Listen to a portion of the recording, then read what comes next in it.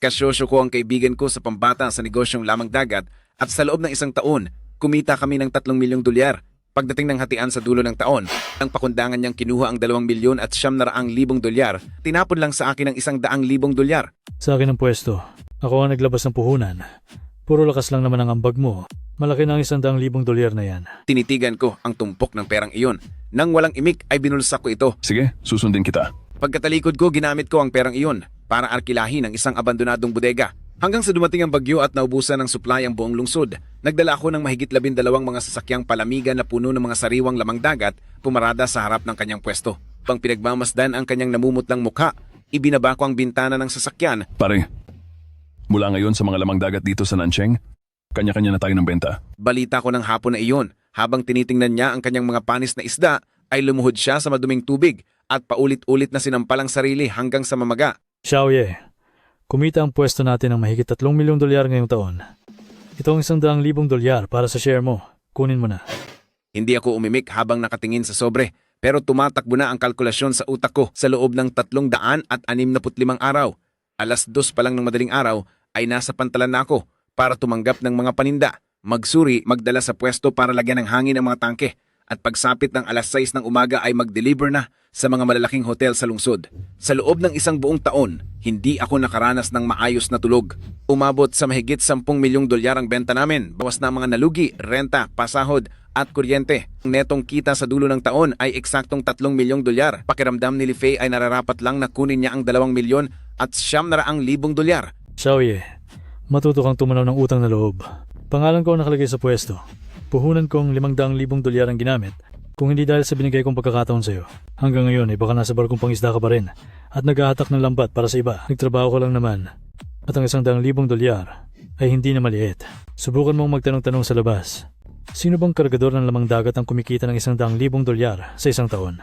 Bukod pa doon, sagot ko pa ang 3 beses mong pagkain sa isang araw. Kunin mo na tong pera. Ibili mo ng mga bitamina ng tatay mong paralisado para maayos ang Pasko nyo. Heto ang tinatawag kong matalik na kaibigan. Noong nagsisimula pa lang ang negosyo natin, dahil sa pagkakamali niya, namatay ang 1 buong tangke ng mga isda. Napaiyak pa siya noon habang hawak ang kamay ko. Xiaoye, sa'yo lang ako umaasa. Basta maayos ang lahat. Kapag kumita na tayo, hating kapatid tayo sa pera. Naniwala ako, kaya nagpakapagod ako ng husto. Sinuportahan ko si purchasing manager sa mga hotel hanggang sa magkaroon ako ng internal bleeding dahil sa inom. Nagtiis ako sa bodega sa lamig na negatibong 10 grado ng mahabang oras hanggang sa mapalago ang pwestong ito at maging numero 1 supplier sa Nancheng. Ngayong sikat na ang negosyo at kumikita na ng malaki. Tsaka niya sasabihin sa akin na puro pisikal na trabaho lang ang ginawa ko. Iyang sinasabi niyang pagkakaibigan. Hindi ako sumagot. Ngumiti lang ako. Kinuha ko ang sobre sa mesa. Hindi ko na binilang at agad kong binulsa. Sige, susundin kita. Nang makita iyon ni Li Fei, may sandali ng panghamak sa kanyang mga mata at bigla siyang tumawa ng malakas. Ganyan nga dapat. Dapat alam mo ang iyong lugar. Xiaoye, pag-usahin mo lang ang trabaho. Sa susunod na taon, pag nakabili ako ng bagong Porsche, ipapahiram ko ang lumang Audi ko sa iyo pauwi sa probinsya para may pagmayabang ka naman. Wag na, Kuya Fei.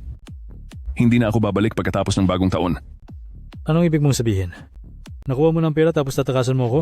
Tumingin ako sa kanya. Tama si Kuya Fei, kargador lang ako. Naibigay ko na ang lakas ko ngayong taon. Simula ngayon ang negosyo sa pwestong ito. Bahala ka na sa sarili mo, Kuya Fei. Akala ni Li Fei ay isa akong tanga na hindi ko kayang umalis sa poder niya. Pero ang hindi niya alam, dito sa Nancheng, ang 300 mga supplier at mga may-ari ay hindi tumitingin sa pangalan ni Li Fei, kundi sa kakayahan kong ito ni Linye. Pagkaalis sa palengke, hindi ako dumiretso sa bahay, kundi punta agad ako sa Nancheng Commercial Bank ay i-withdraw lahat ng inipon kong sweldo sa loob ng 3 taon. Kasama ang 100,000 dolyar na ito, lahat-lahat ay 350,000 dolyar. Kasunod nito, dumiretso ako sa Nancheng Cold Chain Logistics Park sa kanilang opisina para sa pangungontrata.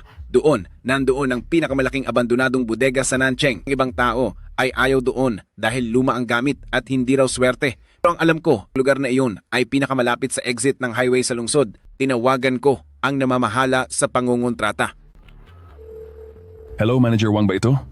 Aarkilahin ko ang pinakamalaking bodega sa South Zone. Oo, ngayon na tayo pipirma ng kontrata. Makalipas ang sandali, sinamahan ako ni Manager Wang patungo sa numerong 3 abandonadong bodega. Ang kinalawanging bakal na pinto ay naglalabas ng nakakangilong tunog at sa loob ay may nakakahilong amoy ng lugar na matagal nang hindi nasisikatan ng araw. May dalang flashlight si Manager Wang habang naglalakad sa harapan sa mabatong daanan.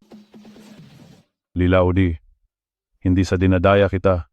Pero 3 taon nang hindi nagagamit ang bodegang ito, bagamat umaandar pa ang makina, pero malakas itong sa kuryente, at napakalayo pa ng lokasyon. Anong binabalak mo? Tumingala ako habang pinagmamasdan ang dambuhalang 500 metro kwadradong bodega. Sabi ng iba ay malayo. Pero alam ko, mula dito paglabas, diretso sa kalsada, tungong sentro ng lungsod, mga sikat na kainan ng mga lamang dagat, mas mabilis ang biyahe kaysa sa pwesto ni Lifey. Sa gitna ng palengke, makakatipid ng 20 minuto. Sa negosyong ito, ang 20 minuto ang siyang magdidikta sa sariwa o panis ng mga paninda at sa ikauunlad o ikalulugi ng negosyo. Ito na ang kukunin ko. Inilabas ko ang card ko at ibinigay kay Manager Wang. 1 buwang deposito at 3 buwang abante, kasama na ang pagpapaayos ng mga kagamitan. Matatapos ba ito lahat ngayong hapon? Napatulala si Manager Wang at tumingin sa akin na parang baliw. 350,000 dolyar para sa isang empleyado ay ang lahat na ng pinagpaguran niyang yaman at itatapon lang sa isang abandonadong bodega. Mukha itong pagtatapon lang ng pera. Sige, dahil diretso kakausap, bilis-bilisan na rin namin.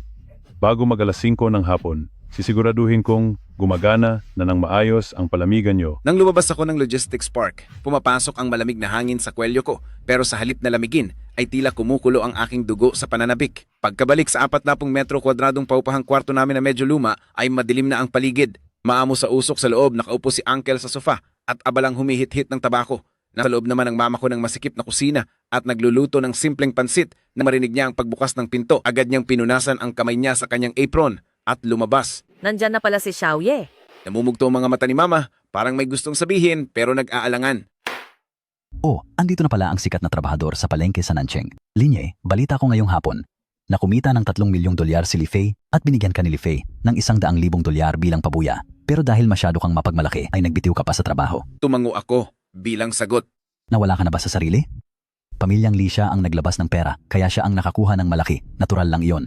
Isang trabahador ka lang naman, kumikita ka naman ng porsyento mo mula sa kanya. Kulang pa ba iyon? Alam mo bang nakaratay pa rin sa ospital ang tatay mo? Ngayong wala ka ng trabaho, ano nang pambubuhay mo sa pamilya? Xiaoye, baka masyadong direkta lang si Uncle magsalita, pero may punto siya. Kahit medyo mayabang si Lifey, ay maayos naman siyang magpasweldo. Bukas, bakit hindi ka bumili ng alak o regalo para humingi ng dispensa sa kanya para makabalik ka uli sa trabaho? Babalik ako? Nay? Yung 3 milyong dolyar na kinita ni Lifey, dugo at pawis ko ang naging puhunan doon. Imbes na magpasalamat siya, ay binaliwala niya pa ako. Hinding-hindi na ako babalik sa kanya kahit mamatay ako sa gutom. Wala kang alam. Siya ay may pera at maraming kakilala at nasa kanya ang pinakamagandang pwesto sa lungsod. Ikaw, anong meron ka? Bukod dyan sa sarili mong hindi na nawawalang amoy isda sa katawan mo, ano pang meron ka? Saan mo dinala ang 100,000 dolyar mo? Ibigay mo sa nanay mo pambayad sa gamot. Nagasgas ko na. Ano? Ang 100,000 dolyar ay naubos mo agad sa loob lang ng kalahating araw. Umupa ako ng sarili kong bodega para magnegosyo. Magnegosyo? Ikaw lang? Wala kang pagkukunan ng supply at walang susuporta sa iyong mga may-ari. Panong negosyo ang gagawin mo? Sige, matigas ang ulo mo. Balang araw pagpulubi na kayo sa kalye. Huwag mong sabihing hindi kita binalaan ni Uncle. Pagkatapos magsalita, malakas na isinarado ni Uncle ang pinto sa kanyang pag-alis. Tumahimik ng husto ang buong kwarto. Naupo si Mama sa kanyang upuan habang tahimik na lumuluha at nakatakip ang kanyang mukha. Hindi siya naniniwalang magtatagumpay ako dahil para sa kanya, mga taong katulad lang ni Lifey na may pera, pwedeng maging negosyante, habang ang tadhana ko ay maging trabahador lang habang buhay. Nilapitan ko si Mama at tinapik siya ng bahagya sa balikat. Nay, magtiwala ka sa akin. Hindi na magtatagal. Ililipat ko ang tatay sa pinakamagandang silid sa ospital. Alauna na ng madaling araw, mag-isa akong pumunta sa bodega. Dala ang isang water hose na may malakas na pressure. Isa-isang nililinisan ang bawat dumi sa lugar. Sakto namang, biglang tumunog ang telepono ko. Sa ganitong oras, iisa lang ang klase ng tao na tatawag. Ang mga kapitan ng barko sa pantalan na kadarating lang. Nang sagutin ko, isang barumbadong tinig ang sumigaw. Lin Laodi, nandyan ka pa ba? Pinaalis na ni Lifey. Sa pwesto yung Kuya Hai, nagsosolo na po ako. Bakit kayo sumisigaw? hayop na Lifey na yon. Dahil lang wala ka, ay naghanap ng isang bago at walang kamuwang-muwang na bata para magsuri ng paninda ko. Galing pa ako sa dagat dala ang 2,200 kilong dekalidad na mga mamahaling isda. Piling-pili at napakasariwa ng mga ito. Tapos sasabihin pa ni Lifey na hindi daw maganda ang itsura, gusto pa bawasan ng 3% ang presyo ng paninda ko. Akala niya siguro pulubi ako. Bumilis ang tibok ng puso ko. 2,200 kilo ng mamahaling isda. Bihirang paninda iyan at pinag-aagawan ng mga sikat na hotel. Kung makukuha ko iyon, ay tiyak na makikilala agad ako sa negosyong ito at siguradong dobleng kita ang makuha. Kuya Hai, kukunin ko ang lahat ng paninda niyo. Sige, mas pipiliin ko pang itapon ito sa dagat. para ipakain sa mga pagong kaysa ibigay sa walang utang na loob na si Li Fei. Lin Laodi, dahil sa'yo, ibibigay ko na ito sa pinakamababang presyo sa merkado. Pero alam mo ang patakaran, mabilis maubos ang mga ganitong klase ng paninda. Cash lang, at walang bawian. Aabot ang lahat sa 450,000 dolyar. Dalhin mo ang pera sa pantalan para makuha ang mga paninda sa loob ng 30 minuto. Pagkatapos ng tawag, tahimik lang akong nakatayo sa loob ng cold storage sa halagang 450,000 dolyar na halaga ng mga paninda. Ang pera ko sa buong katawan ay hindi aabot sa 2,000 dolyar at para makuha ang mga paninda sa pantalan, mayroon na lang akong 30 minuto. Siguradong naghihintay pa rin ang mga tao ni Li Fei sa pantalan at kahit anong oras ay baka makahalata sila. Hinga ako ng malalim at may tinawagan akong numero. Dito na magkakaalaman kung sino ang mananalo o matatalo, mangyayari ang lahat ngayong gabi. Hello, President Zhao. Si Linya po ito. Sa kabilang linya ay ang may-ari ng Nancheng na sikat na restaurant chain na si Haiyu Restaurant, ang big boss na si Zhao Haisheng. 6 na buwan ang nakalipas, bumili si Li Fei ng murang mga talaba, binalak na lokohin ang kalidad nito, paibenta sa Haiyu Restaurant bilang high-end na sashimi. Ako ang nakapansin habang nagbababa ng mga karga. May dalang mapanganib na bakterya ang mga talaba. Kung nakain iyon ng mga customer, siguradong masisira ang reputasyon ng Haiyu Restaurant. Ginamit ko ang sarili kong pera at magdamag na bumili mula sa kabilang lungsod ng mga sariwang stock para ipamalit sa mataas na halaga. Tiniis ko ang lahat ng mura ni Li Fei para lang mailigtas ang pangalan ng Haiyu Restaurant. Malaki ang utang na loob ni Zhao Haisheng sa akin dahil doon.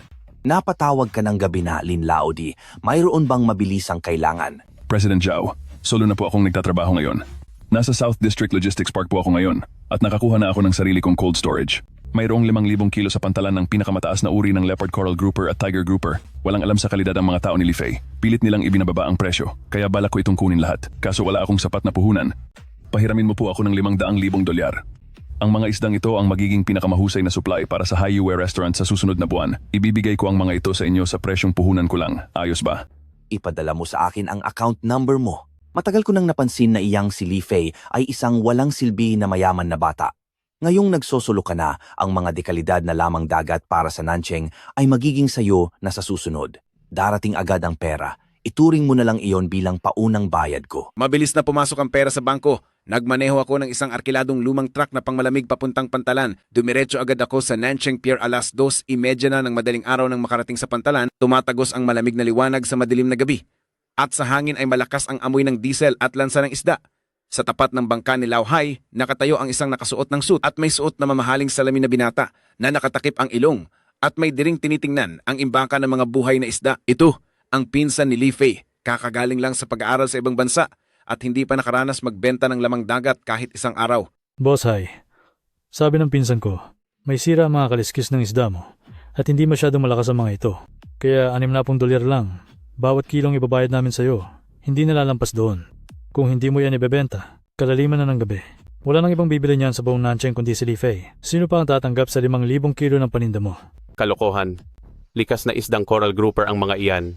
Kaya pag nasa loob ng kulungan, normal lang na may matanggal na mga kaliskis. Ibinababa nyo ng 30% ang presyo ko para nyo na rin akong kinitilan ng buhay. Sa sandaling iyon, may lumang truck na dahan-dahang pumarada sa tabi ng BMW. Binuksan ko ang pinto ng truck, nilakad ko ang maputik at punong-puno ng kaliskis na daanan para makalapit sa kanila. Nagulat si Li Fei nang makita ako at pagkatapos ay ngumiti siya ng may pangungutya. Oh, hindi ba ito si Boss Lin? Na bagong kuha lang ng 100,000 dolyar para sa pagalis sa trabaho. Bakit ka na pa rito sa pantalan, sa gitna ng gabi? Mamumulot ka ba ng basura? Hindi ko siya pinansin, diretso ako naglakad kay Lao Hai. Nakita ko sa imbaka ng tubig ang mga pula at may asul na batik na mga leopard coral grouper na aktibong lumalangoy at ang kanilang mga palikpik ay matikas na nakatayo. Kitang-kita ang ganda at buhay ng mga ito. Napakagandang mga isda. Kuya Hai, kukunin ko ang lahat ng 5,000 kilong ito. Ibabayad ko ang presyong itinatak mo sa merkado na aabot sa 450,000 dolyar. Inilabas ko ang cellphone ko para magbayad. Linye, nasiraan ka na ba ng bayet? Lakas ng loob mong unahan ako sa mga panindang ito? Dahil lang ba dyan sa 100,000 dolyar mo? Lauhay, huwag kang maniniwala sa kanya. Isang hamak lang siya na walang pera ngayon. Gayunpaman, maya-maya lang, tumunog ang kumpirmasyon ng bayad. Saan galing ang pera mo? Kuya Fei, lagi mong sinasabi noon na hindi ako marunong sa negosyo. Ngayong araw ay ituturo ko sa iyo ang unang aralin. Dito sa pantalan, ang diskarte ang naghahari. Lauhay, isakay na iyan sa truck. Sige, Linye, mayabang ka. Akala mo ba nanalo ka na dahil nabili mo iyan? Kung wala ang mga pwesto at koneksyon ko, pamilyang Lee, ang 5,000 pisong isdong ito ay hindi mabebenta bukas ng umaga. At siguradong wala na silang silbi sa bulok mong bodega. Aantayin ko ang pagbagsak mo at pagkawala mo. Hindi ko na siya pinag-aksayahan ng tingin. Habang sasakay na sana ako, biglang hinawakan ni Lauhay ang braso ko sabay Lane bulong ng Laoli. mahina. Maraming salamat sa ginawa mo.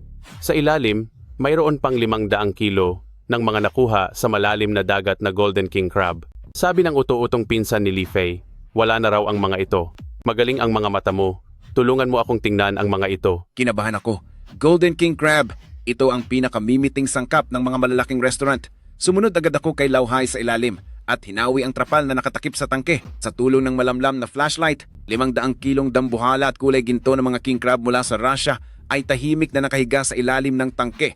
Ang ilan ay nakatihaya na, bagsak ang mga galamay at tanging mahihinang bula na lang ang makikita sa tubig. Kaya pala sinasabi ng nag-aral sa ibang bansa na pinsan ni Li Fei na wala na silang buhay. Para sa mga hindi bihasa, mukhang wala na talagang pag-asa ang mga ito. Ngunit sa industriyang ito, 8 ng taon ng aking karanasan. Ang mga kamay ko ay hindi lang sanay sa lamig. Alam din nila ang eksaktong temperatura at alat ng tubig. Naglukot ako ng manggas at isinawsaw ang kamay sa tubig. Napakalamig nito. Nasa negatibong 2 grado ang temperatura. Kumuha ako ng isa na tila wala ng buhay. Diinan ko ang paa nito. Matigas pa rin ang kalamnan. Hindi pa malambot o walang laman. Hindi lang iyon. Bahagya pang gumagalaw ang hasang nito. Hindi ito patay. Nagpapahinga lang sila dahil sa sobrang lamig. Malamang na habang binibiyahe sa dagat, nasira ang palamig o nagkaroon ng pagkakamali kaya biglang bumaba ang temperatura, dahilan para ang mga higanting ito ay pumasok sa kalagayang parang wala ng buhay para protektahan ang kanilang mga sarili. Basta't mailagay sila sa loob ng 3 oras sa isang tangke na may tamang alat at tamang init, unti-unti silang magigising at magiging malakas na muli ang mga ito. Kuya Hai, magkano ang mga ito? Bumuntong hininga si Lauhay. Then, bumuntong hininga si Lauhay. Kung buhay lang ang mga ito, ay maibebenta sa palengke ng mahigit 200 kada kilo. Ngunit dahil ganito ang lagay nila, kung maglalakas loob ka, ay ibebenta ko na lang sila bilang wala ng buhay. 10,000 dolyar para sa 500 kilo. Kunin mo na lahat. Isipin mo na lang na bayad na lang ito sa hirap niyo. Pinigilan ko ang excitement ko at nagbayad agad. 1:00 ng umaga, nakabalik na ako sa aking bodega. Pagkatapos mailagay ang mga isda sa malaking tangke ng tubig, sinimulan ko ng pagsalba sa 500 kilong king crab. Gumawa ko ng artipisyal na tubig dagat na may mataas na oxygen. Pinanatili ko ang temperatura sa 4 hanggang 6 na degrees Celsius at paisa-isang inilagay ang mga crab ng napakaingat habang nakabukas ang pinakamalakas na oxygen pump. Napakahaba ng paghihintay. Sa ibabaw ng tubig, tanging mga bula lang ang naririnig. Kung mali ang aking desisyon, ay masasayang lang ang aking 10,000 dolyar. Pero kung mananalo ako, ito ang magiging susi ko para sa pagbabago ng aking buhay. 5:00 na, ngunit payapa pa rin ang tubig. 5:30, nagsisimula na ang liwanag ng umaga. Kung kailan iniisip ko nang wala na talagang pag-asa mula sa tangke, narinig ko ang bahagyang tilamsik ng tubig. Bigla akong napalingon at nakita ko ang pinakamalaking Golden King Crab na dahan-dahang tumagilid at inunat ang kanyang matitinik na galamay na parang isang nagigising na higanting makina habang nasa ilalim ng tangke. Mabagal pero malakas na nagsimulang gumapang. Sinundan ito ng pangalawa, pangatlo. Ang tangke ay tila kumukulong tubig. Ang 500 libra ng king crab ay parang himalang nabuhay muli, higit sa 70%. Habang tinitingnan sila, masaya akong napangiti. 7:00 ng umaga, kakabukas pa lang ng tindahan ng seafood ni Li Fei. Ang ilang mga tauhang humihikab ay abala sa paglilipat ng mga styrofoam box. Habang nakaupo sa upuan ng boss si Li Fei at umiinom ng tsaa, sobrang bad trip siya. Wala silang natanggap na supply mula kay Lauhay kagabi, kaya sa mga tangke nila ay mayroon na lamang natitirang ordinaryong mga pagkaing dagat. Eksaktong sa oras na yun, isang Range Rover ang biglang huminto sa harap ng tindahan para sa isang mamahaling kasalan. Ang purchasing officer na si Manager Lao Zhang mula sa Tianxi Pavilion ay mabilis na pumasok sa loob. Boss Lee, sa kasal ng anak ng direktor ngayong tanghalian, espesipiko nilang ni-request ang 200 libra ng Golden King Crab bilang pangunahing ulam. Bilisan nyo at ikarga na iyan. Nabitawan ni Li Fei ang kanyang hawak na tasa at natapon ang tsaa sa kanyang pantalon. Zhang, Manager Zhang, naubusan po tayo ng king crab ngayong araw. Baka naman po pwedeng itong Boston Lobster na lang. Nanlaki ang mga mata ni Lao Zhang. Lokohan ba ito? Isang buwan pa lang ay nakabook na ang menu ng kasal, tapos ngayong araw sasabihin mong wala. Kapag walang king crab at nasira ang kasal na ito, asahan mong masisira din ang pangalan ninyong si Li Fei. Katapos magsalita, sumakay na siya sa kotse at umalis agad. Pinagpapawisan na ng matindi si Li Fei at hindi na mapakali sa sobrang pag-aalala. Agad niyang inilabas ang kanyang cellphone. Tinawagan ng ilang kasamahan sa industriya para manghiram ng stocks. Hello, Boss Wang. Meron ba kayong king crab? Hello. Nakuha na ang lahat ni Linye. Kuya Leo, meron ka bang mga dekalidad na produkto riyan? Naku, pumunta ka rin pala sa South District para tignan ang mga stocks. Talagang nagpanik na si Li Fei. Sa sandaling ito, sa labas ng gate ng number 3 cold storage sa South District, puno ng mga mamahaling sasakyan at mga maliliit na truck na pampalamig. Halos lahat ng Sanancheng na kaunting impluensyang may-ari ng restaurant at mga procurement manager, nagkumpulan lahat do sa luma at abandonadong cold storage ko. Natingin si Zhao Haisheng sa tapat ng tangke habang pinagmamasdan ng mga sariwang top-tier leopard coral grouper at ang mga kumakawag na golden king crab. Nanlilisik ang kanyang mga mata sa tuwa. Lin Laodi, ang tindi ng diskarte mo. Itong batch ng mga golden crab na ito, kukuha ako ng 200 libra para sa Hayo Tower. 800 bawat libra. Cash ang bayad. Tandang Zhao, huwag mo namang solohin ang lahat. Mag-iwan ka rin ng 200 libra para sa aking Tiangsi Pavilion. Tumatanggap kami ngayong tanghali para sa handaan sa kasal ng anak ng direktor. Nakatayo ako sa tabi ng tangke, mahusay na hawak ang pang-igib at ang timbangan na may ngiti sa aking mga labi. Huwag po kayong magmadali. Mga boss, ito ang unang araw ng pagnenegosyo ko na si Linye mag-isa. Ang Coral Grouper ay $150 kada libra. At ang Golden King Crab naman ay $600 kada libra. Ayon sa ating patakaran, abayad muna bago makuha ang gamit. Habang ang balanse sa account ko ay mabilis na tumataas ng husto, ay siya namang pagtawag ni Li Fei. Pagkasagot ng tawag ay narinig ang boses ni Li Fei na nanggagalaiti sa galit. Linye, napakasalbahe mo. Ibenta mo na sa akin ang mga haring alimango at babayaran kita ng doble sa orihinal na presyo. Hindi.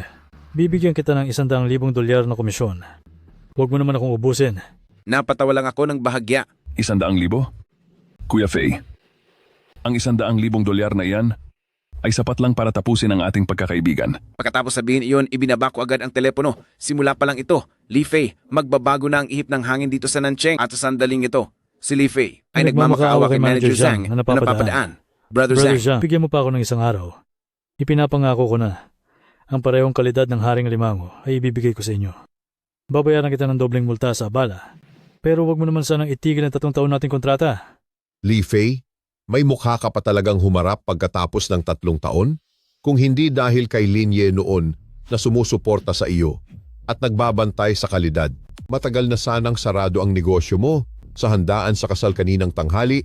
Kung hindi lang dahil kay Brother Lin, ako, si Lao Zhang ay baka wala ng trabaho ngayon.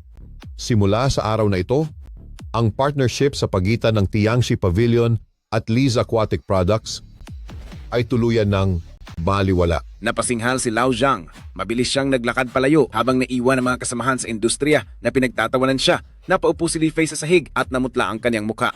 Sa pagkakataong ito, ang kanyang pinsan na galing ibang bansa ay pumasok ng humihingal sa pagod habang ang mukha niya ay punong-puno ng kagalakan na parang nagmamalaki. Cousin, huwag ka nang mag-alala. Kakuha ko lang mula sa mga nagtitinda sa kabilang lungsod ng isang malaking bulto ng murang Tiger Grouper at mga sugpo. Ang presyo ay kalahati lang ng dati. Basta't ibenta natin itong muli, tiyak na mababawi natin ang nalugi sa atin ngayong araw. Yayaman na tayo nito. Para namang nakakita ng tanging pag-asa si Li Fei at bigla siyang tumayo. Bilis, ibaba nyo na sa malaking tangke at lagyan ng oxygen. Pagkaraan ng ilang minuto, isang maduming truck ang huminto sa harap ng stall. Pagkabukas ng pinto ng truck, isang masangsang na amoy ng ammonia na may kahalong amoy ng bulok na isda ang biglang humalimuyak sa paligid. Ang mga kapwa tindero na nanonood ay napapaatras dahil sa tindi ng baho. Paglapit ni Li Fei sa loob ng truck para tumingin, halos mahimatay na siya sa nakita. Ang tubig sa tangke ay sobrang dumi na at ang ibabaw nito ay punong-puno ng mga nakalutang na patay na isda. Ang natitira namang mga sugpo ay naroon lang sa maduming tubig habang mahinang kumikisay. Biglang sinipa ni Li Fei ang tiyan ng kanyang pinsan at napatumba ito sa sahig. Sariwa bang seafood ang tawag mo rito? Basura ba ang laman ng utak mo? Habang sapo ang tiyan ay nagdahilan ng kanyang pinsan. Buhay na buhay pa ang mga yan nung binili ko. Ang sabi ng tindero, nahihilo lang daw ang mga ito dahil sa kulang sa oxygen. Magiging maayos din sila kapag nailagay na sa tangke. Sa mundo ng seafood business, mayroon silang terminong tinatawag na drug fish. May ilang walang hiyang negosyante na para magmukhang masiglang mga isdang malapit na mawala ay naglalagay ng gamot sa tubig. Sa sandaling malayo ang isdang ito sa gamot sa tubig, di na ito tatagal pa ng ilang oras at mabilis itong mabubulok.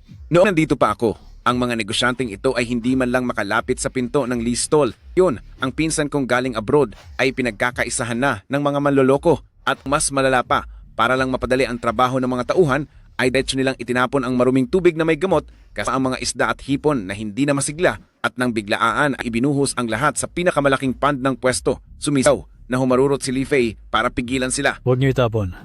Walang hiya, huwag niyo itapon. Pero huli na ang lahat. Ang mga lason at nakatatakot na bakterya ay agad na kumalat sa buong water system ng pond. Wala pang 10 minuto, mga malulusog na seafood sa pond, nagkakahalaga ng mahigit $100,000, nagsimulang tumingala ang mga tiyan at hindi na gumalaw na parang nagmistulang isang malaking trahedya. Napasalampak si Li Fei sa sofa, hawak ang kanyang buhok at tila wala sa sarili. Isang araw pa lang akong wala, ay nakaranas na ng matinding dagok ang pwesto niya. Kasabay nito ay kay Nancheng First People's Hospital nilinis ko ang amoy isda sa katawan ko, nagit ng malinis na damit at bit ang isang mabigat na itim na backpack. Pumasok ako sa labi ng ospital. Sa harap ng payment window, ang nanay ko ay nakayuko at tahimik na binibilang ang mga gusot-gusot na barya sa kamay niya. Nakatayo sa tabi niya ang tito ko at mayabang pa rin ang kanyang mukha. Sinasabi ko na sa iyo, dapat pinabalik mo na si Linye para magpakumbaba at humingi ng tawad kay Li Fei. Hindi ka nakinig. Ngayon, anong napala mo? Iyong $100,000 niya na itinapon niya sa basura niyang imbakan ay walang napala at naglaho lang. Saan siya kukuha ngayon ng $5,000 para pambayad sa ospital? Tuloy ang pag-agos ng luha ng nanay ko. Pahiram muna ng $2,000. Babayaran kita sa susunod na buwan. Maghuhugas ako ng mga plato sa restauran. Saan naman ako kukuha ng pera? Nay, hindi na kailangan manghiram. Mabilis akong lumapit, dala ang itim na backpack at inilagay iyon ng direkta sa counter ng bintana para sa pagbabayad. Nang buksan ko ang zipper, mga tumpok ng pulang tig-100 perang papel, maayos na nakasalansan sa loob, nagkakahalaga ng $600,000. Biglang nanlaki ang mga mata ni Uncle, tapos malaglag ang panga niya sa gulat habang itinuturo ang bag ng pera at nautal siyang nagsalita. Linye, paano? Saan ka nakakuha ng ganito kalaking pera? Hindi ko man lang siya sinulyapan at lumingon sa cashier sa bintana para sabihing, Nurse, magandang araw po. Ang tatay ko na si Lin Jiangguo. Ilipat niyo po siya sa itaas na palapag sa special care na VIP private room. Ang $200,000 na ito ay para sa paunang bayad sa ospital at deposit para sa susunod na operasyon. natigilan ng cashier at sanay na kinuha ang pera para ilagay sa money counter machine. Napatakip ang nanay ko sa kanyang bibig sa gulat. Xiaoye, saan mo ba talaga kinuha ang perang iyan? Hinawakan ko ang magaspang na kamay ng nanay ko at mahinang sinabi, Pinagtrabahuhan ko ito. Nay, sinabi ko sa inyo, hindi na tayo kailangang magpaapi kahit kanino. Mula ngayon, pinakamabuting gamot na ang gagamitin para kay tatay at hindi nyo na rin kailangang maghugas ng mga plato. Nakatayo sa gilid si Tito, nagpapalit-palit ang emosyon sa kanyang mukha para siyang isang hangal na payaso. Napalunok siya ng laway at kumapal ang mukhang lumapit sa akin. Yung tungkol sa Xiaoye. Alam ni Tito, alam ko na magaling ka talaga sa negosyo. Tungkol naman doon sa maliit kong tindahan, kinakapos kasi sa pondo kamakailan. Pwede mo ba akong... Malamig ko siyang pinutol. Hindi. Itinaya ko ang buhay ko para sa perang ito. Kaya sa taong kuripot at swapang nagaya nyo, wala kayong makukuha rito. Matapos kong asikasuhin ang mga magulang ko, lumabas na ako ng ospital. Ang swerteng panimula ko ngayong araw ay unang hakbang pa lang. Kahit natanga si Li Fei, sa industriya ng lamang dagat sa Nancheng, malim ang kapit ng pamilya niya, nandoon pa rin ang kanilang impluensya. Hindi niya hahayaang lumago ang negosyo ko basta-basta. Maya-maya lang ay gaya ng inaasahan, tumawag na si Lao Hai. Lin Lao Di, may malaking problema. Nakialam na ang ama ni Li Fei. Nagbanta siya. Nasa buong Nancheng Pier, lahat ng mga barkong pamingwit sa dagat, kapag may naglakas loob na magbenta ng isda sa inyong mga linye, ituturing na kalaban sila ng pamilyang Li. At huwag na silang umasang makakadaong pa sa Nancheng. Napangisi na lang ako. Aharangin nila ang mga supply ko? Kuya Hai, ang bagyong si Lekima, hindi ba't sa makalawa na ang dating nito sa Pampang? Nagulat si Lao Hai sa kabilang linya. Oo, naglabas na ng red warning ang ahensya ng panahon. Kailangang bumalik ng lahat ng mga barko bukas para umiwas sa bagyo. Bakit mo ito itinatanong? Ayos lang iyon. Ipapakita ko sa pamilyang Li na ang dagat na ito ay hindi nila likurang bakuran. Sa kabilang banda, sa loob ng VIP room ng Hailong Tea House, ang ama ni Li Fei, ang tanyag na leader sa industriya ng seafood sa Nancheng na si Li Wanshan, ay nakaupo ng maayos sa kanyang silya habang dahan-dahang inihahanda ang kaniyang tsaa. Sa magkabilang panig ng lamesa ay nakaupo ang mahigit 10 nakamalalaking kapitan ng barko sa pantalan ng Nancheng kasama na si Lao Hai. Lahat sila ay bakas ang kaba sa kanilang mga mukha. Mga kasama, ako na si Li Wanshan ay matagal nang nakabase rito sa dagat ng Nancheng. Halos 30 taon na akong naririto. Hindi lang marunong sa buhay ang anak ko, kaya nagawang mauto ng maliit na batang iyon na si Linye. Pero hindi dapat masira ang ating mga patakaran. Simula sa araw na ito, sa lahat ng mga sasakyang pandagat sa pantalan ng Nancheng, kapag may sinumang nangahas na magbenta kahit isang hipon kay Linye, ituturing ko iyang direktang hamon sa kabuhayan ni Li Wanshan. Pagkatapos nito, ang kaniyang barko sa Nancheng ay hinding-hindi na makakadaong pa. Napahawak na lamang si Lao Hai sa kanyang panga at nagpilit na magsalita. Sir Lord Lee, ang tungkol sa usaping ito ng pagpigil sa kabuhayan. Boss Hai, nabalitaan ko na naging malapit ka kay Linye kagabi. Bakit? Gusto mo bang ikaw ang unang makatikim ng parusa? Napakuyom ang kamao ni Lao Hai, pero sa harap ng malawak na impluensya ni Pamilyang Lee, wala siyang nagawa kundi itungo ang kaniyang ulo. Pagkalipas ng 30 minuto, muli akong nakatanggap ng tawag mula kay Lao Hai. Lin Lao Di, pasensya ka na sa akin kapatid. Naglabas si Li Wanshan ng babala para parusahan ka? At ang mga tauhan sa pantalan ay may mga pamilyang binubuhay. Hindi nila kayang itaya ang pagkain ng kanilang buong pamilya para lang sumugal sa iyo. Ang bagyong Silekima ay darating na bukas. Lahat ng mga barko ay kailangang bumalik sa daungan. Pero ang lahat ng mga kargamentong ito, hindi namin maibibigay sa iyo kahit 1 kilo. Kuya Hai, huwag kang magsalita ng ganyan. Kailangan kumain ng ating mga kasamahan. Naiintindihan ko.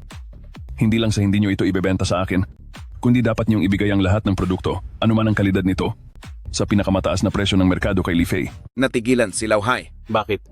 Bakit ito nangyayari? Ngumisi ako ng may panghahamak habang nakatingin sa dumidilim na langit sa labas ng bintana. Ang pangunahing palaisdaan ni Li Fei ay nakontamina kahapon lang. Sobra-sobra ang ammonia nito at may infection pa ng red spot bacteria.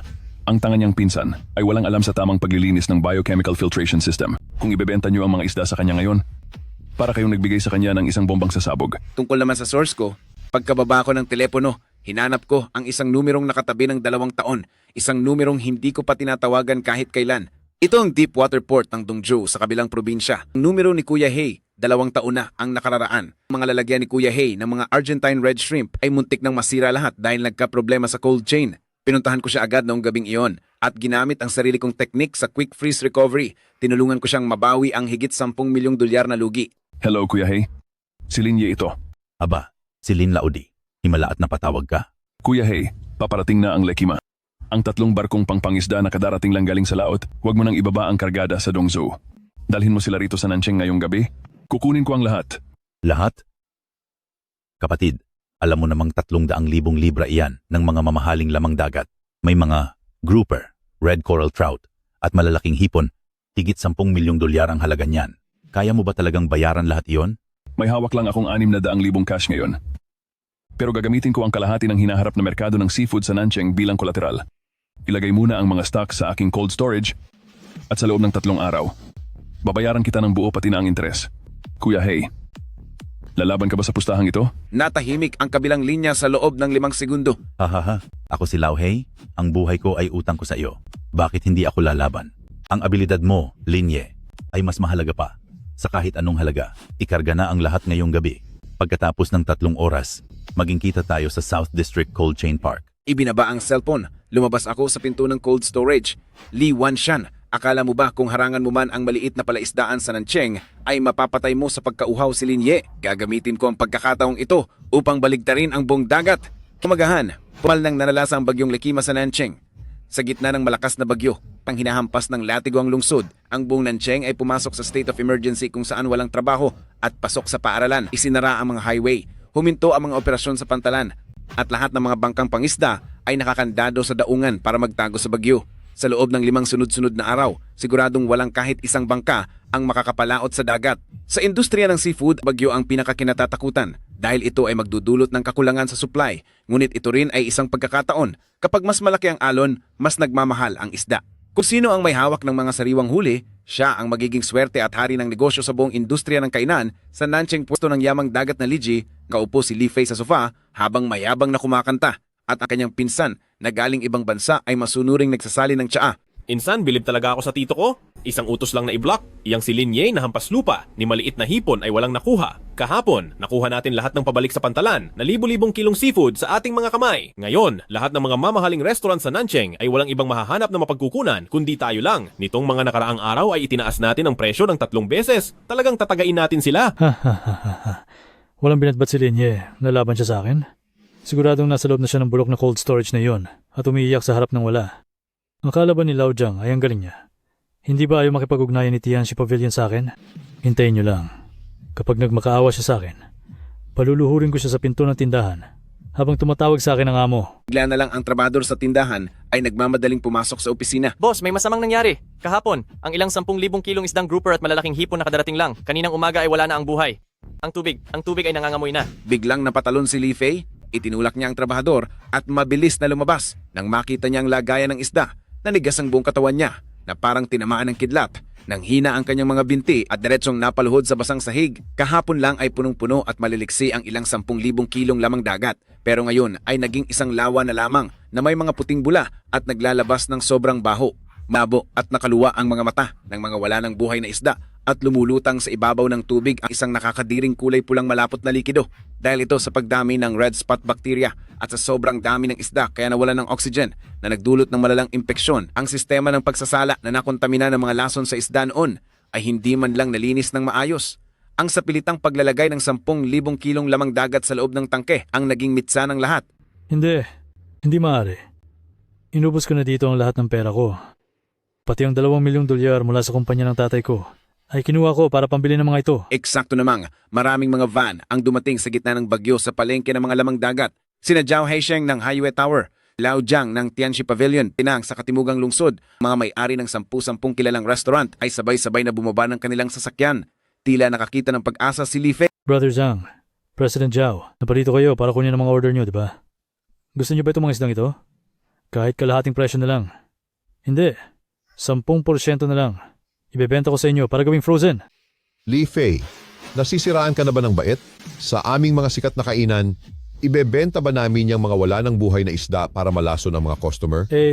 Ano ang ginagawa niyo dito sa palengke? Sa buong timog na lungsod. Ako lang ang may supply ngayon. Sino ang nagsabing ikaw lang ang may supply? Napadaan lang kami rito. Dahil magkikita ang mga sasakyan sa kanto, papunta sa South District Logistics Park. South District Logistics Park? Kay Linye? Tama. Madaling araw na noong kagabi. Naghanda si Linye ng 20 heavy cold chain truck mula sa kabilang probinsya ng Deepwater Port at nagdala pabalik ng 300,000 gin ng mga sariwang lamang dagat. Sa ngayon, ang pangatlong cold storage niya ay parang kaharian ng dagat. Mula sa gumagalaw pang king crabs hanggang sa grouper, lahat ng gusto mo ay nandoon. Napakabuting tao ni Linye, kahit na naging 3 doble ang presyo sa merkado dahil sa bagyo, tinaasan niya lang ito ng 30%. Ngayon, lahat ng may-ari ng restaurant sa buong Nancheng ay nakapila sa kaniya para makakuha. Samantalang itong sayo sa Lee's Aquatic Products, hayaan mo na lang dyan hanggang mabulate. Umalis na ang grupo ng mga sasakyan at natalsikan si Li Fei ng malansang putik sa gitna ng malakas na hangin. Nakatitig lang si Li Fei sa kaniyang bakanting pwesto habang naaamoy ang nakakatakot at masangsang na amoy ng sirasirang isda hanggang sa biglang dumilim ang kaniyang paningin at tuluyang nawalan ng malay sa gitna ng maruming tubig. Maya-maya pa, dinala si Li Fei sa ospital. Nang malaman ng tatay ni Li Fei ang balita, pumunta siya sa kwarto ng ospital at isang malakas na sampal ang ibinigay niya sa mukha ni Li Fei na may nakakabit pang swero. Agad na namaga ang kaniyang mukha at may lumabas na bahid sa gilid ng labi. Wala kang kwenta. Wala kang ibang dinala kundi malas. Isa kang pabigat. $2 milyong. Hindi mo lang basta kinuha ang $2 milyong sa account ng kumpanya ko para lang pambili ng mga bulok na isdang yan, kundi pati na rin ang reputasyon ng pamilyang Lee ay tuluyan mo ng sinira. Ibinato ni Li Wanshan ang mga dokumentong hawak niya sa mukha ni Li Fei. Nagkalat sa sahig ang mga papel. Ang mga ito ay mahigit 10 demand letter mula sa Nancheng galing sa iba't ibang malalaking restaurant. Hindi nakapaghatid ng mga order dahil sa bagyo. At ayon sa kontrata, kailangang ibalik ng Li Fei ang paunang bayad at kailangan din nilang magbayad ng hanggang 3 beses na multa. Sa Tianxi Pavilion pa lamang, ang multa ay umabot na sa $1,500,000 at kasama ang iba pang mga restaurant. Ang utang na ito ay halos $5 milyong na. Tatay, tulungan niyo po ako. Kayo na po ang makiusap sa kanila sa Laozang. Napakatagal na po ng pamilyang Lee sa Nancheng. Hindi naman po siguro nila kayo matatanggihan. Respeto? Ako na nasa Nancheng ngayon. Wala na akong anumang natitirang respeto. Alam mo ba, na ngayong umaga lang, ang mga taga-kagawaran ng kalusugan at mga opisyal ng gobyerno ay ipinasara na ang iyong puwesto. Ang mangmang mong pinsan, sinubukan pang ibenta ang mga mababaho at patay na isda sa mga kainan sa tabi ng kalye para gawing inihaw. Pero nahuli sila at agad na isinumbong. Ngayon, alam na ng buong Nancheng na ang Lee's Aquatic Products ay nagbebenta ng mga kontaminado at patay na isda. Ang reputasyong binuo ng Li Wanshan sa loob ng 30 taon ay winasak mo lang sa loob ng isang araw. Ikaw ang humanap ng paraan sa $5 milyong na utang na iyan. Kapag hindi mo nabayaran iyan, mabubulok ka sa kulungan. Simula ngayon, ituturing ng Li Wanshan na wala akong anak na tulad mo. Umalis ang Li Wanshan sabay bagsak ng pinto na nag-iwan kay Li Fei na nag-iisa habang umiiyak nang may labis na pighati sa loob ng ward. Samantala, sa ikatlong imbakan ng South District ay abalang-abala at masaya ang lahat. Sa 3 araw na lumipas ang bagyo, ang imbakan ang naging tanging sentro ng mga sariwang lamang dagat sa buong Nanching. 300,000 kilo ng mga dekalidad na lamang dagat ang mabilis na naubos dahil sa dami ng mga bumibili. 3 araw ang lumipas, naging maayos na ang panahon. Nakaupo ako sa pansamantala at simpleng opisina. Sa harap ko ay mayroong money counter at mahigit 10 makakapal na libro ng kwenta. Matapos ibawas ang 10 milyong dolyar para sa biniling stock kay Kuya Hey, matapos ding ibawas ang pasahod, kuryente, tubig, iba pang gastusin, at renta sa cold storage. Kumita ako ng eksaktong 8 milyong dolyar sa loob lamang ng 3 araw. Kinuha ko ang aking cellphone at direktang naglipat sa account ni Kuya Hey ng 11 milyong dolyar. Ang sobrang 1 milyong dolyar ay para sa hatian sa kita. Wala pang 1 minuto, tumawag na si Kuya Hey. Baka sa kanyang boses ang labis na pagkagulat. Lila Odi, ang galing mo talaga. Sa loob ng 3 araw ay nakapag-imbak ka ng 300,000 G ng stock at nagdagdag pa ng 1 milyong dolyar. Kuya Hey, alam ko ang patakaran. Kapag tinutulungan mo ang mga kasama na kumita, mas lalawak ang iyong oportunidad. Sa susunod, ang mga mamahaling lamang dagat mula kay Dongzhou, ako na si Nancheng ang kukuha ng lahat. Mahusay. Sa susunod na mga stock mo sa linye, ako na si Lao Hei, ang mismong magbabantay sa barko. Pagkatapos ng tawag, hindi ako gaya ni Li Fei na bibili ng Porsche para lang magyabang. Sa linyang ito, hindi ka magmumulang matalinong tao sa mamahaling kotse, magmumula ka lang tanga. Kinuha ko ang telepono sa mesa at tinawagan ng pinakamalaking supplier ng mga malalaking truck sa Nancheng. Hello, si President Wang ba ito? Isuzu, ang pinakabagong 10 toneladang refrigerated oxygenated truck. Kukuha ako ng 10 unit. Oo, cash lahat. Kailangan ko ang mga sasakyan bukas na bukas din. Ang laban na ito, ngayon pa lang papasok sa huling bahagi. Hindi ba't gustong ipasara ako ni Pamilyang Lee? Ngayon, ako na mismo ang sisira sa kanilang pinakamalakas na diskarte. Kalipas ng kalahating buwan. Palengke ng lamang dagat sa Nancheng, ang teritoryo ng Li Wanshan, kadalasang alas 3 o alas 4 ng madaling araw. Dapat ay abala ang lugar na ito at puno ng mga tao. Ang mga tagabili mula sa malalaking restaurant, nagmamaneho ng maliliit na truck at tricycle, pumupunta rito para makipagtawaran at magkarga ng mga paninda. Pero ngayong araw ay tahimik ang palengke, ilan lamang na maliliit na negosyante ang naglalaro ng baraha. Si Li Wanshan ay nakatayo sa tapat ng malaking bintana sa opisina sa ikalawang palapag, napakadilim ng kanyang mukha sa sobrang galit, isang tauhan ng takot na nagulat. Boss Lord Lee, ngayong araw ang Tiangshi Pavilion, Highway Tower at pati na ang 50 pinakamalalaking hotel sa lungsod ay hindi na pumunta sa palengke natin para kumuha ng paninda. Nang gigigil na nagtanong si Li Wanshan. Saan sila nagpunta? Sa katimugang imbakan ng malamig? Hindi. Hindi rin po sila nagpunta roon. Ang lalaking iyon na si Linye ay nagtatag ng grupong tinatawag na Yexian Cold Chain. Sa lumang sistema ng bilihan ng isda, ang pinakaproblema ng mga may-ari ng restaurant ay ang huling bahagi ng pagpapadala. Pagkatapos bumili ng tagabili ng mga buhay na isda sa palengke, ilalagay nilang mga ito sa simpleng aquarium pabalik ng restaurant dahil sa tagtag sa daan, traffic at kawalan ng oxygen, kalahati ng mga isda ay wala na pagdating sa restaurant. Laki ang nagiging lugi. At ginamit ko ang 8 milyong dolyar na iyon pabilhin ang 10 pinakamodernong cold chain oxygen trucks at bumuo ng sarili kong profesional na grupo ng transportasyon. Ang mga may-ari ng restaurant ay kailangan lang mag-order sa group chat at ang aking mga cold chain truck ay direktang maghahatid ng pinto sa pinto bago magmadaling araw. Kontroladong temperatura, profesional na oxygen supply. At pagdating sa tindahan, 99% ng isda ay buhay pa rin. Kapag may isang isda na wala na, agad na babayaran iyon ni Linye. Ito ang tinatawag na hindi patas na laban. Di lang ako nakatipid sa gastusin ng mga restaurant sa pagkuha ng sariling tagabili at pagpapanatili ng mga truck. Itaas ko pa ang kalidad ng mga lamang dagat sa mas mataas na antas. Hanggang hindi tanga ang mga may-ari ng mga malalaking restaurant. Alam nila kung sino ang dapat nilang piliin. Sinuntok ni Li Wanshan ang mesa habang nanginginig ang kanyang mukha sa sobrang galit. Inakala niyang dahil sinira niya ang mga barko ko ay matatapos na niya ako, pero hindi niya inaasahan sa panaginip niya. Nalalampasan ko ang palengke ng mga lamang dagat na nagsilbing tradisyonal na tagapamagitan upang gumawa ng sariling daan mula sa daungan sa kabilang probinsya hanggang sa malalaking imbakan at diretso sa mga sasakyang palamigan na diretsyong magdadala sa kusina ng mga mamahaling restaurant, ang Nancheng na pamilihan. Ang lugar na ito ni Li Wanshan na kaniyang pinagharian ng 30 taon ay tuluyan ko ng pinabagsak. Linye, Sambit ni Li Wanshan na tila lumabas sa pagitan ng kaniyang mga ngipin. napakalupit ng iyong paraan. Kasabay nito, sa loob ng aming operasyon, nakatayo ako sa harap ng malaking digital screen. Tinitingnan ang GPS ng 10 sasakyan na umiilaw sa mapa ng Nancheng at tamang bumabaybay patungo sa mga mamahaling kainan. Brother Lin, naipadala na po ang lahat ng mga order para sa araw na ito. Umaabot ang benta sa 2 milyong dolyar. Tumango ako at noong kukuha na sana ako ng kape, ay biglang pumasok ang security guard. President Lin, may naghahanap po sa inyo na ang pangalan ay Li Fei. Ayaw umalis? Mukhang baliw na aso. Isang mapait na ngiti ang lumabas sa aking mga labi. Papasukin niyo siya. Pagkapasok ni Li Fei, ay halos hindi ko na siya nakilala.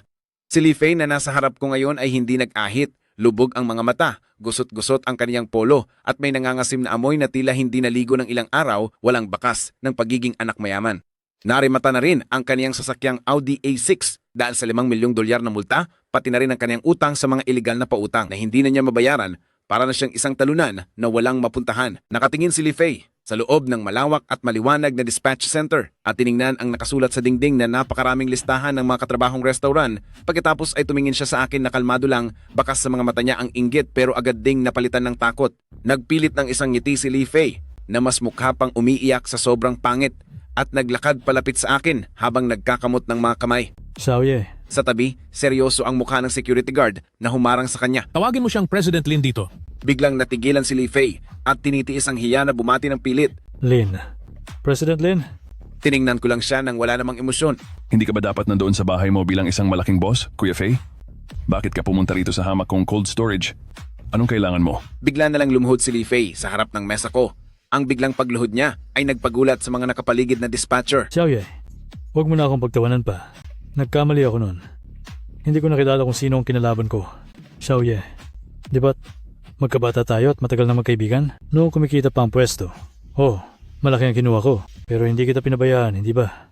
Binigyan pa nga kita ng 100,000 dolyar noon para makaalis ka. Kung wala ang 100,000 dolyar na yon, mararating mo ba itong kinalalagyan mo ngayon? Wala na akong ibang mapuntahan ngayon. Araw-araw kaming pinupuntahan sa bahay ng mga pautang at pilit kaming tinatakot. Sabi ng tatay ko, kailangan akong umayos ng problemang ito. Xiaoye, alang-alang sa pagkakaibigan natin, hiraman mo naman ako ng 5 milyong dolyar. Hindi, kahit 3 milyong dolyar na lang. Para lang makabayad ako sa utang ko. Magtatrabaho ako bilang driver mo pagkatapos. Ako na rin ang magbubuhat ng mga yelo mo. Habang pinagmamasdan ko si Li Fei na nakaluhod at nakikinig sa kanyang nakakasuyang mga dahilan tungkol sa kapatiran, bigla kong naramdaman na napakawalang kwenta nito. Ang tao talaga, kapag nasa itaas, ay puro interes ang pinag-uusapan. Pero kapag nasa putikan na, saka lang nila maaalalang makipag-usap gamit ang damdamin. Naglabas ako ng 100,000 dolyar, lumapit kay Li Fei, at ibinato ng malakas ang pera sa mukha niya. Sa loob ng 3 taong ito, yung mga pag-inom na hinarap ko para sa iyo, puyat at perang kinita ko, matagal nang nabayaran ang lahat ng utang ko sa iyo. Ang 100,000 ito na binigay mo, ay pambayad sa huling natitirang ugnayan sa atin. Tinitigan niya ang nagkalat na pera at muling tumingin sa akin. Na tila ba nakatingin siya sa isang bangkay at bigla siyang sumigaw na parang baliw. Linye, huwag kang magmayabang. May mga koneksyon pa ang tatay ko. Akala mo ba nanalo ka na? Tatapusin kita. Lumapit ang 2 security guard at parang kinaladkad na aso ang nagwawalang si Li Fei palabas ng dispatch center. Hindi ko na siya muling tiningnan. Tapos na ang lahat para kay Li Fei. Ngunit ang totoong labanan ay nasa likod niya sa matandang tusong si Li Wanshan. Eksaktong oras na iyon, tumunog ang telepono. Brother Lin, nababaliw na si Li Wanshan. Ipinanlaban niya ang kanyang 3 villa at 2 malalaking stall bilang collateral sa bangko para makakuha ng malaking cash. Nabalitaan ko na nireserba niya ang 32,000 toneladang deep-sea fishing ships para diretsyong agawin sa gitna ng dagat ang supply ng stocks mula kay Dongju. Balak niyang makipagbakbakan sa presyo, lalabanan kanya hanggang dulo. Napakunot ang noo ko at napangiti ng bahagya pagkarinig nito. Sa wakas, itinaya na ng matandang tuso ang lahat ng kanyang baraha sa mesa. Li Wanshan, dahil gusto mong itaya ang buhay mo, ipapakita ko sa iyo kung ano ang totoong kahulugan ng impyerno. Sa kabilang banda, hindi lang isinanla ni Li Wanshan ang lahat ng kanyang ari-arian. Nangutang din siya sa illegal moneylenders ng 30 milyong dolyar bilang pondong pang-abono. Terkilan niya 3 malalaking barkong pangisda na may bigat na 2,000 tonelada dumiretso sa gitna ng dagat. Bago pa mauna ang supplier kong si Kuya Hei, gamit ang presyong mas mataas ng 20% kaysa sa merkado, pinilit niyang kunin ang 500,000 kilo ng mga dekalidad at sariwang lamang dagat. Mapagkasya ang dambuhalang dami ng lamang dagat. Terkila ni Li Wanshan ang loob ng pamilihan ng lamang dagat ng Nancheng. Lahat ng mga bakanting pwesto ay pansamantalang nilagyan ng mahigit 100 high-power na freezer at mga oxygen pump. Mukhang muling nabuhay si Li Fei habang nakatayo sa labas ng palengke at may hawak na megaphone. Ang Lee's Aquatic Products ay muling magbubukas ngayong araw. Lahat ng dekalidad na king crab, grouper at malalaking hipon ay mas mura ng 20% kaysa sa presyo ng frozen food. Hindi lang ito mura, ihatid pa namin ito sa mismong bahay ninyo. Gustong solohin ni Linye ang Nancheng? Nananaginip siya ngayon.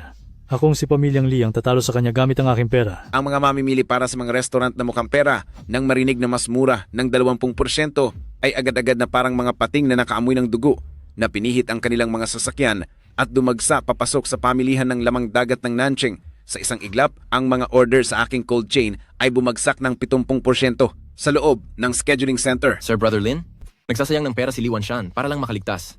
Nagbebenta siya ng mas mababa kaysa sa puhunan, nalulugi siya sa bawat kilo na naibebenta. Pero napakarami niyang hawak na supply. Kapag nagpatuloy ang ganitong labanan, sa loob ng 15 araw, ang aming pwesto sa merkado ay tuluyan na niyang maaagaw. Tumingala ako sa bintana, nakakasilaw ang sikat ng araw. Gitna na ng Hulyo at ang temperatura sa labas ay aabot na sa 40 degree. Binuksan ko ang aking computer at inilabas ang file ng Bureau ng Kuryente ng Nanching.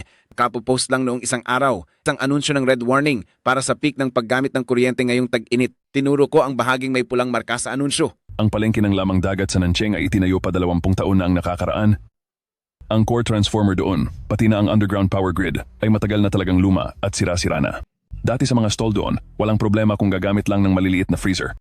Pero ngayon ang Li Wanshan, para maisalansan ang 500,000 G ng mga sariwang lamang dagat, ay sa pilitang nagkabit ng mahigit 100 industrial grade na high power cooling compressor. Marami siyang alam sa seafood, pero wala siyang alam sa kuryente. Napangisi ako, tumayo at tinapik ang balikat ni Xiao Jiang. Sabihan ng convoy, lahat ng driver ay may bayad na bakasyon sa loob ng 3 araw. Sa loob ng 3 araw na ito, kung gusto ng mga restaurant na sa pamilyang Lee kumuha ng stock, hayaan nyo lang sila. Hindi tayo magbababa ng presyo at hindi tayo makikipag-agawan ng customer. Natigilan si Xiao Jiang. Brother Lin, panonoorin lang ba natin sila? Oo, manonood lang tayo. Panoorin natin siyang magtagumpay sa simula at panoorin nating bumagsak ang lahat sa kanya. Tapos ang 3 araw, ang planong malaking bagsak presyo ng pamilyang Lee ay nasa pinakatuktok na nito. Dahil sa pagnanais na makamura, ang mga may-ari ng iba't ibang restaurant ay biglang namili ng marami kay Li Fei nang makita ni Li Wanshan ang bumabalik na pera, nabawasan na rin ang bigat ng kanyang kalooban. Hawak ni Li Fei ang isang baso ng alak. Papa, ang batang si Linye ay 3 araw nang walang paramdam. Ang mga cold chain truck niya ay natetengga na lang doon sa garahe. Natatakot siya. Ang kakaunti niyang pera ay hindi makakayanan ng panggigipit natin. Umalma si Li Wanshan sa narinig. Wala talagang tatalo sa mas may karanasan. Kapag naubos na natin ang huling batch ng stocks bukas, makikipagtulungan agad ako sa ibang mga boss para tuluyan ng mapaalis si Linye sa Nanching. Habang nagdiriwang ang mag-ama at sa pag-aakalang nasa kanila na ang panalo, isang nakakarinding tunog ng kuryente dahil sa sobrang karga ang biglang dumagundong sa buong Nanching mula sa itaas ng pamilihan ng isda. Sumunod nito, ang 3 lumang dambuhalang transformer sa gilid ng palengke dahil sa 40 degring init at dahil na rin sa daan-daang makinang pampalamig na kumukuha ng sobrang karga ng kuryente ay nagsunuran ng sumabog na naglabas ng mga kulay asul na kuryente. Agad na kumalat ang nakakasulasok na amoy ng sunog. Sa isang iglap, ang buong pamilihan ng isda sa Nanching ay nawalan na ng kuryente. Kinabahan ng bahagya si Li Fei. Anong nangyari? Bakit biglang nawalan ng kuryente? Biglang tumayo si Li Wanshan. Biglang sumakit ang kaniyang puso. Isang masamang pangitain ang agad na bumalot sa kaniyang buong katawan. Para sa industriya ng lamang dagat, ang pagkawala ng kuryente sa 40 antas na init ay katumbas na ng tuluyang pagbagsak at pagkalugi. Ang 500,000 kilo ng mga primera klaseng seafood mula sa malalim na dagat na nasa malamig na kapaligiran kapag nawalan ng palamig at supply ng oksiheno ay hindi tatagal ng 3 oras. Si Li Wanshan ay buong lakas na sumigaw. Bilis! Bilisan nyo at buksan ang extra generator. Kumaripas ng takbo si Li Fei palabas ng opisina, kasamang ilang tauhan papunta sa silid ng generator sa ibaba. Pagkaraan ng 10 minuto, 2 lumang generator ang pilit na pinaandar at ang mga ilaw ng ilang palamig sa tindahan ay sa wakas muling sumindi. Hindi pa man nakakapagpahinga si Li Fei, ang generator ay biglang gumawa ng malakas na ingay. Nanginig ng husto ang makina ng ilang beses at tuluyang tumigil sa paggana habang naglalabas ng makapal na usok. Kuya Fei, hindi ito maaari. Masyado nating maraming ikinabit na palamig dahil sa sobrang karga, nasunog na ang ating extra generator. Walang ayusin niyo yan.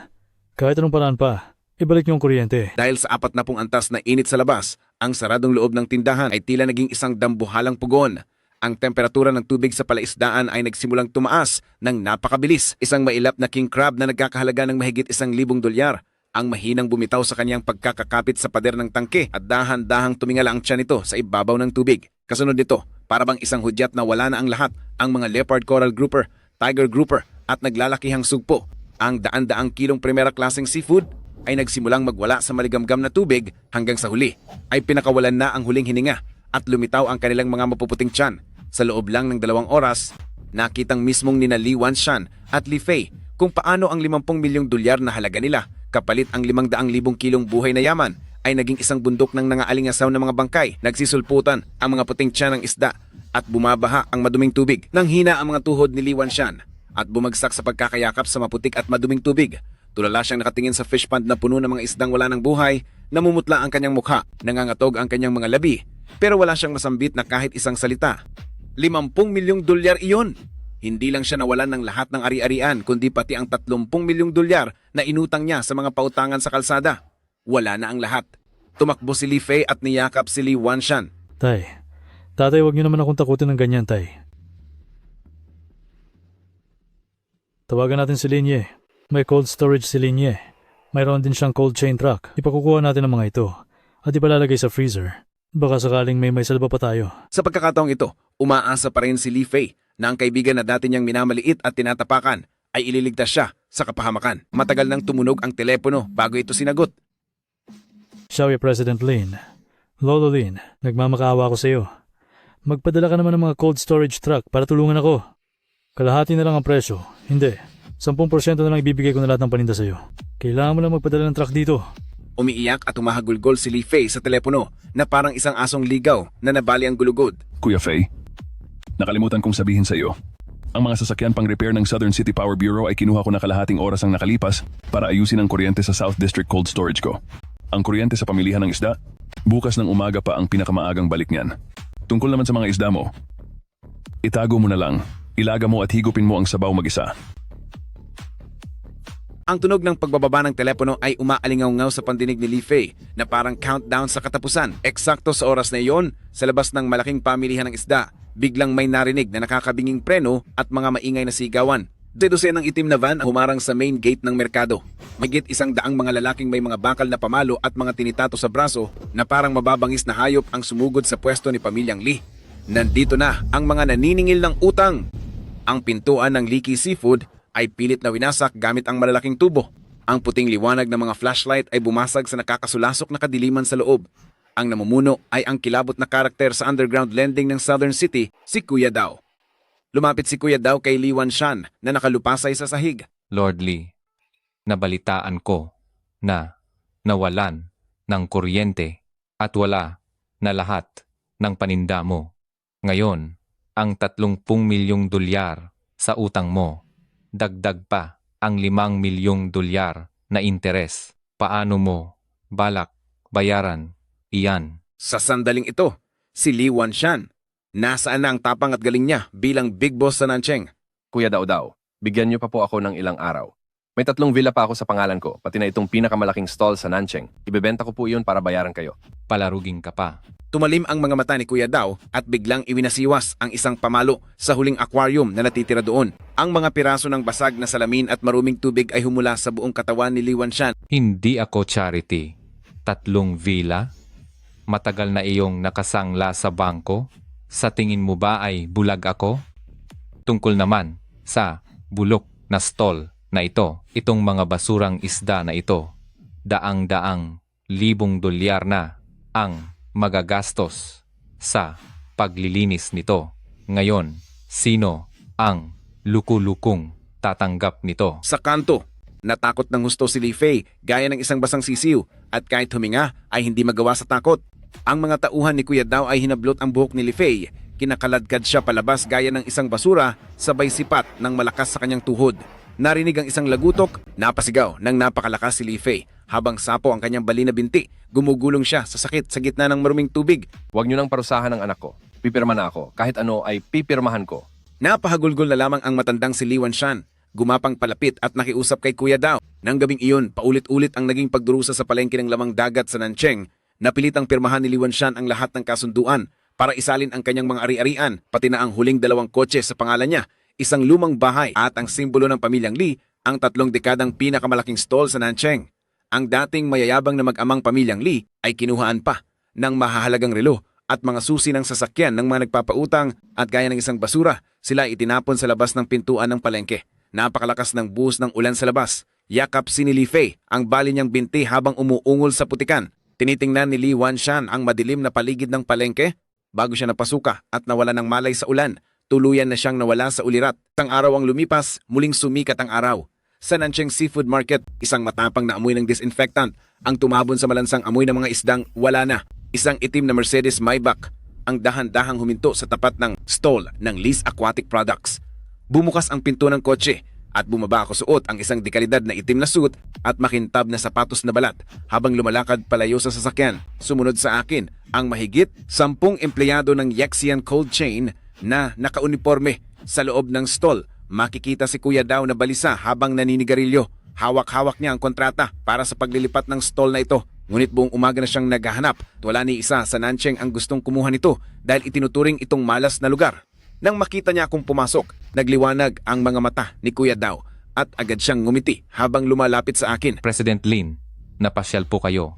Narito po ba kayo para tingnan ang palengke? Tiningnan ko ang bawat sulok ng stall kung saan ako nagpagod at nagpuyat ng maraming gabi noon. Doon sa dingding, ang gintong karatula ng Lee's Aquatic Products ay tila malapit ng mahulog. Kuya Daw, diretsahan na tayo. Kukunin ko ang stall na ito. Napalo ni Kuya Daw ang kanyang hita. Napakabilis nyo. Talagang kausap, President Lin. Nang makuha ito ni Li Wanshan noon, umabot ng 2 milyong dolyar kasama ang pagpapaayos. Hindi na ako hihingi ng malaki, 1,500,000 dolyar lang po, kasama na po ang gintong karatula na ito. Kuya Daw, may nagawa ka bang pagkakamali? Tinuro ko ang sahig na puno pa ng kaliskis ng isda na hindi pa nalilinis at ang nangingitim na aquarium. Nasira na ni Pamilyang Lee ang swerte ng lugar na ito. Pinagbibigyan lang kita kaya ko ito kukunin. Tinutulungan kitang iligpit ang basura mo. 500,000 dolyar. Dagdagan mo pa iyan ng kahit konti at aalis na ako agad. Marami pang ibang lugar ang South District Logistics Park para sa aking pagpapalawak. Napangagat na lang ng labi si Kuya Daw. Sige, deal na sa 500,000 dolyar. Pagkatapos ng 10 minuto nang mapirmahan na ang kontrata, tumayo ako sa gitna ng stall, nagdala ng hagdan ng mga tauhan at ang nasa dingding na ginintuang karatula ng Lee's Aquatic Products ay buong lakas na ibinagsak sa sahig. Pinalitan nila ito ng bago. Isang magarang pagkakagawa ng Yexian Group, may 4 na malalaking titik. Sa sandaling iyon, may narinig akong ingay sa labas ng natumbang basurahan. Lumingon ako at nakita ang isang pulubi na kasing dumi ng unggoy sa putikan. Ika-ika ang lakad dahil sa pilay na binti habang nakasubsob sa harap ng stall sa tumpok ng mga basura. Nagkakalkal at kumuha ng tira-tirang kalahating tinapay. Si Li Fei iyon, parang may naramdaman siya. Tumingala siya at ang kanyang madungis na muka ay nagtama sa aking paningin. Nakita niya ang kotseng Maybach. Nakita niya si Kuya Daw na nagbibigay galang sa akin. Higit sa lahat, ang karatula na dati ay sa kanya. Ngayon ay pangalan ko na ang nakasulat. Ang matinding pagkakaiba ng aming kalagayan ay parang isang higanteng martilyo na dumurog sa kanya at sa natitira niyang katinuan.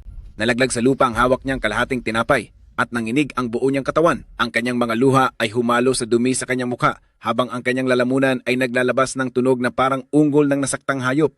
Di siya lumapit para murahin ako. Di rin siya nakiusap sa akin. Sa halip ay tumalikod siya. Hinihila ang kanyang pilay na binti na parang isang talo ng aso at paika-ikang tumakas patungo sa loob ng Nancheng. Doon sa pinakamaduming bahagi ng eskinita, maging ang kanyang paglayo ay bakas ang kawalan ng pag-asa. Pagkaraan ng 2 taon, ang panahon sa Nancheng ay nagpapakita na ng lamig ng darating na taglagas. Sa nakalipas na 2 taon, hindi lang monopolyo ng Yexian Group ang Nancheng, kundi pati na ang transportasyon ng mamahaling seafood sa buong probinsya. Pamagitan ng Cold Chain Logistics, nagtayo rin sila ng pinakamalaki sa probinsya, warehouse para sa mga sariwang produkto. Ang sakit ni tatay, matapos gumamit ng pinakamagandang gamot, ay milagro na ngayong gumaling. Ngayon, siya at ang aking nanay ay nakatira sa isang malaking kondo sa gitna ng syudad at ang ginagawa lang nila araw-araw ay magpunta sa parke para mag-chess at mag-tai chi. Hindi na rin nila kailangang dumanas ng pangmamaliit mula sa mga kamag-anak. Yung mga kamag-anak ni Tiyo ay kumapalang muka. Nagdala pa sila ng mga regalo sa amin. Gusto nilang magkatrabaho sa kumpanya ko ng mga ehekutibo. Agad kong pinauto sa guard na itapon sila pati na ang kanilang mga dala palabas. Ngayon, maayos at payapa na ang mundo ko at para na lang ito sa mga taong karapat-dapat. Ngayong gabi, ang kapulungan ng negosyante ng Nancheng sa hotel ng Tianxi Pavilion ay magdaraos ng kanilang taunang piging.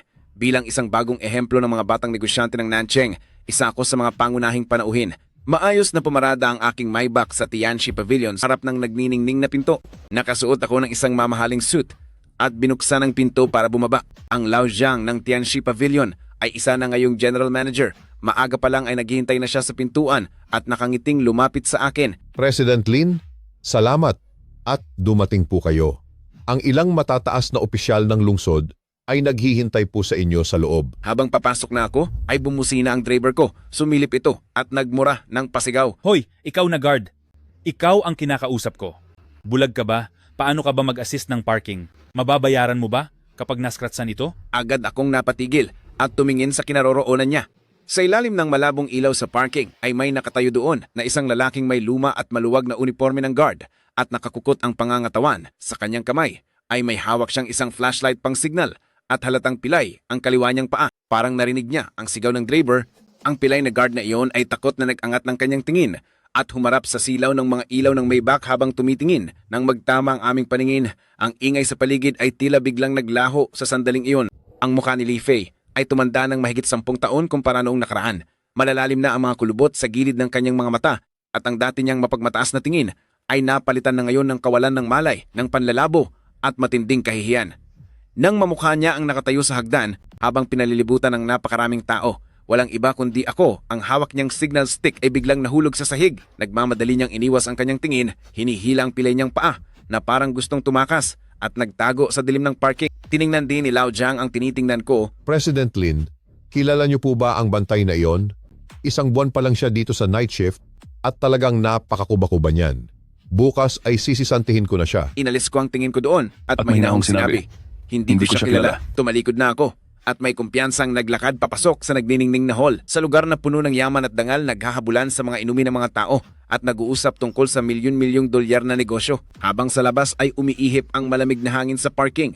Paminsan-minsan ay naalala ko rin noong isang hapon ilang taon na ang nakakaraan.